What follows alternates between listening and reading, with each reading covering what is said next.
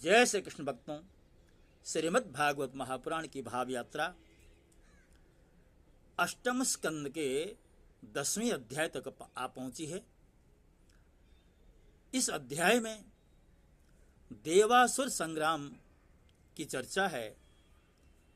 भगवान श्री नारायण ने मोहिनी रूप धारण करके छल पूर्वक देवताओं को अमृत पान करा दिया। असुर लोग देखते रह गए। तो उसी प्रकरण को आगे बढ़ाते हुए आगे क्या कुछ हुआ, ये चर्चा इस 10वें अध्याय में की जा रही है। सुखदेव जी कहते हैं, राजन, यद्यपि दानवों और दैत्यों ने बड़ी सावधानी से समुद्र मंथन की चेष्टा की, फिर भी भगवान से विमुख होने के कारण अमृत की प्राप्ति नहीं हुई। राजन, भगवान ने समुद्र को मथ कर अमृत निकाला और अपने निजजन देवताओं को पिला दिया। फिर सबके सब देखते देखते हुए गरुड़ पर आरूढ़ होकर के वहां से चले गए। जब दैत्यों ने देखा कि हमारे शत्रुओं को तो बड़ी सफलता मिली, तब वे उनकी बढ़ती सह न सके। उन्होंने तुरंत अपने हथियार उठाए और देवताओं पर धावा बोल दिया। इधर देवताओं ने एक तो अमृत पीकर विशेष शक्ति प्राप्त कर ली थी, और दूसरे उन्होंने भगवान के चरण कमलों का आश्रय ग्रहण किया हुआ था। बस वे भी अपने अस्त्र शस्त्रों से सुसज्जित हो दैत्यों से भिड़ गए। हे परीक्षित, क्षीर सागर के तट पर बड़ा ही रोमांचकारी और अत्यंत भयंकर संग्राम हुआ। देवता और दैत्यों की वह घमासान लड़ाई ही देवासुर संग्राम के नाम से कही जाती है। दोनों ही एक दूसरे के प्रबल शत्रु हो रहे थे। दोनों ही क्रोध से भरे हुए थे। एक दूसरे को आमने सामने पाकर तलवार, बाण और अन्य अनेकानेक अस्त्रों शस्त्रों से परस्पर चोट कर रहे थे। उस समय युद्ध में शंख, तुरही, मृदंग, नगारे और डमरू बड़े जोर जोर से बजने लगे। हाथियों की चिंगार, घोड़ों की हिनहिनाहट, रथों की घरघराहट और पैदल सेना की चिल्लाहट से बड़ा कोलाहल मच गया। रणभूमि में रथियों के साथ रथी, पैदल के साथ पैदल, घुड़सवारों के साथ घुड़सवार एवं हाथी वालों के साथ हाथी वाले भिड़ गए। उनमें से कोई कोई वीर ऊंटों पर, हाथियों पर, गधों पर चढ़कर लड़ रहे थे, तो कोई कोई गौर मृग, बाघ, भालू और सिंहों पर सवार होकर के युद्ध कर रहे थे। कोई कोई सैनिक गिद्ध, कंक, बगुले, बाज और भास पक्षियों पर चढ़े हुए थे। तो बहुत से तिमिंगल, मत्स्य, सरब, भैंसे, गैंडे, बैल, नीलगाय और जंगली सांडों पर सवार थे। किसी किसी ने सियारिन, चूहे, गिरगिट और खरहों पर ही सवारी कर ली थी। बहुत से मनुष्य बकरे, कृष्णसार, मृग, हंस और सुअरों पर चढ़े हुए थे। इस प्रकार जल, स्थल एवं आकाश में रहने वाले तथा देखने में भयंकर शरीर वाले बहुत से प्राणियों पर चढ़कर कई दैत्य दोनों सेनाओं में आगे आगे घुस गए। हे परीक्षित, उस समय रंग बिरंगी पताकाओं, स्फटिक मणि के समान श्वेत निर्मल छत्रों, रत्नों से जड़े हुए दंड वाले बहुमूल्य पंखों, मोर पंखों, चवरों, वायु से उड़ते दुपट्टों, पगड़ी, कलंगी, कवच, आभूषण तथा सूर्य की किरणों से अत्यंत दमकते हुए उज्ज्वल शस्त्रों एवं वीरों की पंक्तियों के कारण देवता और असुरों की सेनाएं ऐसी शोभायमान हो रही थी जैसे जल जंतुओं से भरे हुए दो महासागर लड़ रहे हों। हे परीक्षित, रणभूमि में दैत्यों के सेनापति विरोचन पुत्र बलि मय दानव के बनाए हुए वैयाहयस नामक विमान पर आरूढ़ हुए। वह विमान चलाने वाले की जहां इच्छा होती थी वहीं चला जाता था। युद्ध की समस्त सामग्रियां उसमें सुसज्जित थी। परीक्षित, वह इतना आश्चर्यमय था कि कभी दिखलाई पड़ता तो कभी अदृश्य हो जाता। वह इस समय कहाँ है, इस बात का अनुमान भी करना मुश्किल था, कठिन था। उसी श्रेष्ठ विमान पर राजा बलि सवार थे। सभी बड़े बड़े सेनापति उनके चारों ओर से घेरे हुए थे। उन पर श्रेष्ठ चंवर डुलाए जा रहे थे और छत्र तना हुआ था। उस समय बलि ऐसे जान पड़ते थे जैसे उदयाचल पर चंद्रमा दिखाई पड़ता है। उनकी चारों ओर अपने अपने विमानों पर सेना की छोटी छोटी टुकड़ियों के स्वामी जैसे नमुची, शंबर, बाण, विप्रचित्ति, अयोमुख, द्विमर्धा, कालनाभ, निवात कवच आदि स्थित थे। ये सब के सब समुद्र मंथन में सम्मिलित थे, परंतु इन्हें अमृत का भाग नहीं मिला। केवल क्लेश ही हाथ लगा था। इन सब असुरों ने एक नहीं अनेक बार युद्ध में देवताओं को पराजित किया हुआ था। इसलिए वे बड़े उत्साह से सिंहनाद करते हुए अपने घोर स्वर वाले शंख बजाने लगे। इंद्र ने देखा कि हमारे शत्रुओं का मन बढ़ रहा है, ये मदोन्मत्त हो रहे हैं। तब उन्हें बड़ा क्रोध आया। वे अपने वाहन ऐरावत नामक दिग्गज पर सवार हुए। उसके कपोलों में मद बह रहा था, इसलिए इंद्र की ऐसी शोभा हुई मानो भगवान सूर्य उदयाचल पर आरूढ़ हों और उससे अनेकों झरने बह रहे हों। इंद्र के चारों ओर अपने अपने वाहन, ध्वजा और आयुधों से युक्त देवगण एवं अपने अपने गणों के साथ वायु, अग्नि, वरुण आदि लोकपाल चल रहे थे। दोनों सेनाएं आमने सामने खड़ी हो गईं। दो दो की जोड़ियां बनाकर वे लोग लड़ने लगे। कोई आगे बढ़ रहा था तो कोई नाम ले लेकर ललकार रहा था। कोई कोई मर्मभेदी वचनों के द्वारा अपने प्रतिद्वंदी को धिक्कार रहा था। बलि इंद्र से, स्वामी कार्तिक तारकासुर से, वरुण हेति से, मित्र प्रहेति से भिड़ गए। यमराज कालनाभ से, विश्वकर्मा मय से, शंबरासुर तुष्टा से तथा सविता विरोचन से लड़ने लगे। नमुची अपराजित से, अश्विनी कुमार वृषपर्वा से तथा सूर्यदेव बलि के बाण आदि 100 पुत्रों से युद्ध करने लगे। राहु के साथ चंद्रमा और पुलोमा के साथ वायु का युद्ध हुआ। भद्रकाली देवी निशुंभ और शुंभ पर झपट पड़ी। हे परीक्षित, जंबासुर से महादेव जी की, महिषासुर से अग्निदेव की और वातापी तथा इलवल से ब्रह्मा के पुत्र मरीचि आदि की ठन गई। दुर्मर्ष की कामदेव से, उत्कल की मातृगणों से, शुक्राचार्य की बृहस्पति से और नरकासुर की शनिश्चर से युद्ध होने लगा। निवात कवचों के साथ मरुदगण, कालेयों के साथ वसुगण, पौलोमों के साथ विश्वे देवगण तथा क्रोध वशों के साथ रुद्रगण का संग्राम होने लगा, युद्ध होने लगा। इस प्रकार असुर और देवता रणभूमि में द्वंद्व युद्ध और सामूहिक आक्रमण द्वारा एक दूसरे से भिड़कर परस्पर विजय की इच्छा से उत्साहपूर्वक तीखे बाण तलवार और भालों से प्रहार करने लगे।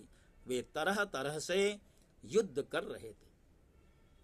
भुशुंडी, चक्र, गदा, रिष्टि, पट्टिश, शक्ति, उल्मुख, प्रास, फरसा, तलवार, भिंदीपाल आदि से एक दूसरे का सिर काटने लगे। उस समय अपने सवारों के साथ हाथी, घोड़े, रथ आदि अनेकों प्रकार के वाहन और पैदल सेना छिन्न भिन्न होने लगी। किसी की भुजा, किसी की जंगा, किसी की गर्दन और किसी के पैर कट गए तो किसी किसी की ध्वजा, धनुष, कवच और आभूषण ही टुकड़े टुकड़े हो गए। उनकी चरणों की धमक और रथ के पहियों की रगड़ से पृथ्वी खुद गई। उस समय रणभूमि से ऐसी प्रचंड धूल उठी कि उसने दिशा, आकाश और सूर्य को ढक दिया।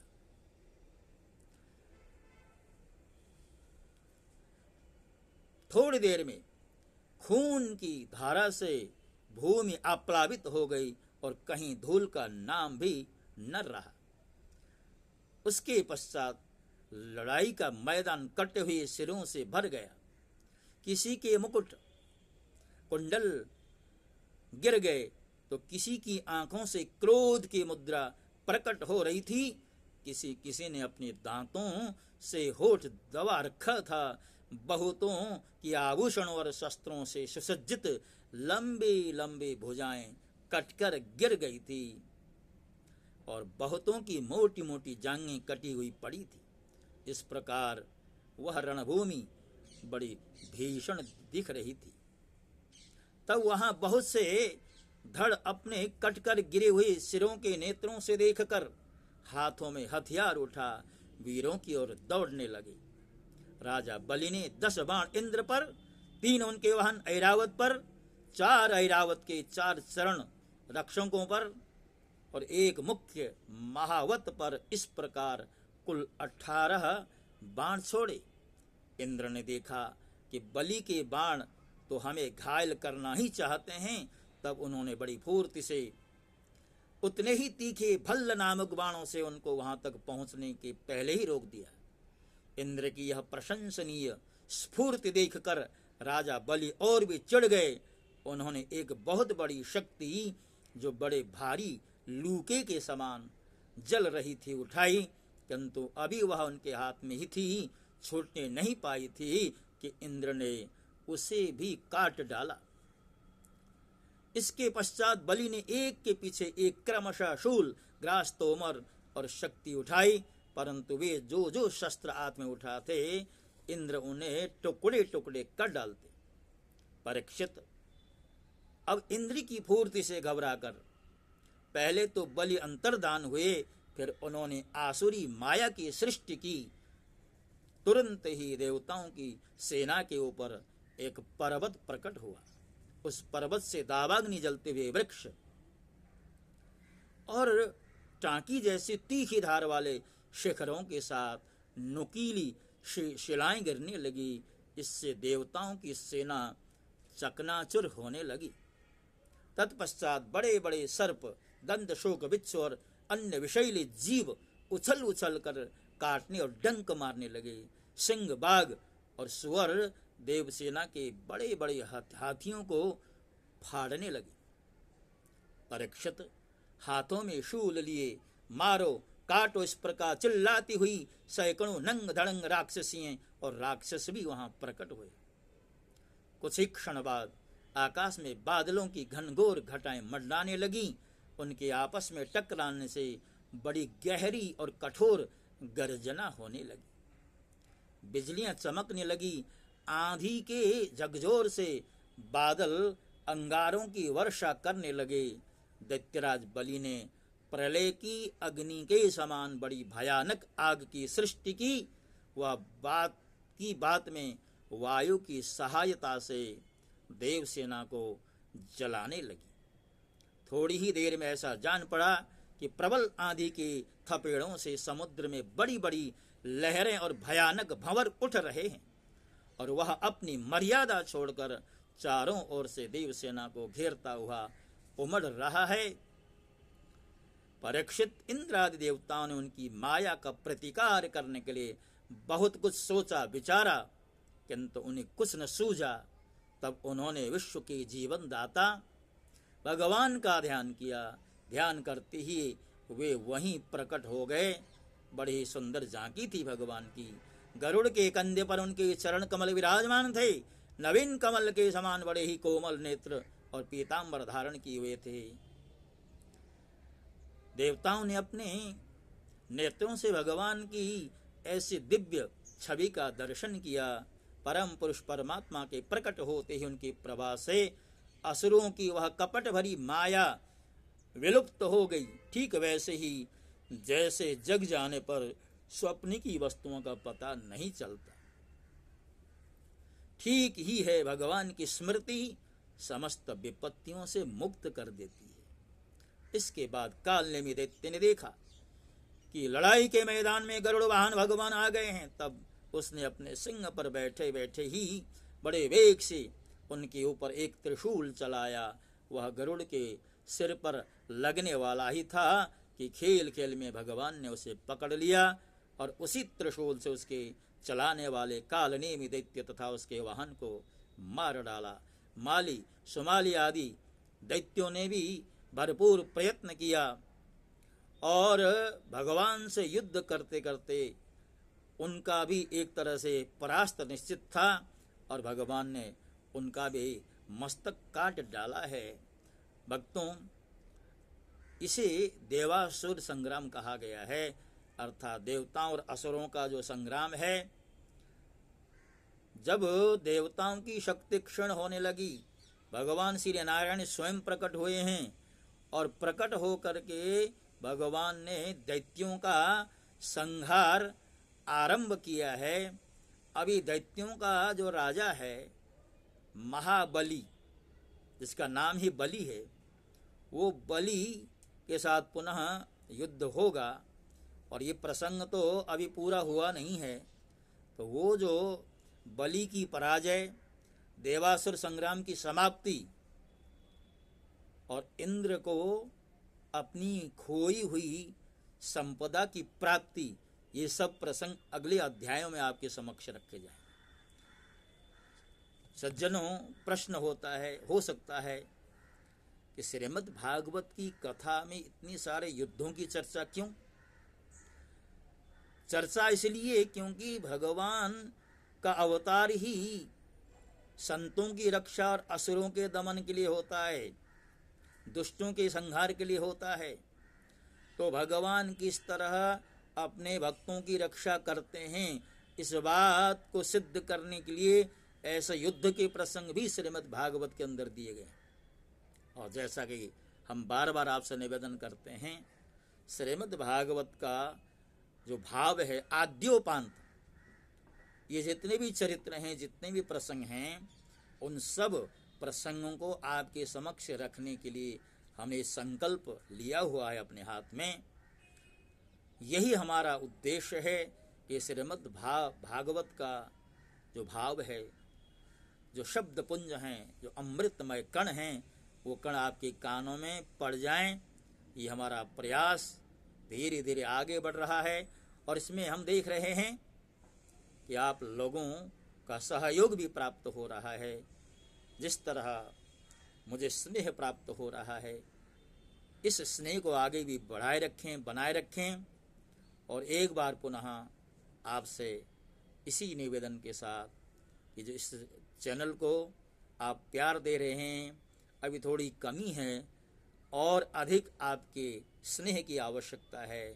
स्वयं भी सब्सक्राइब करें, लाइक का बटन दबाएं, बेल का आइकन दबाएं और स्वजनों से कह करके भी अधिक से अधिक सब्सक्राइब करवा दें।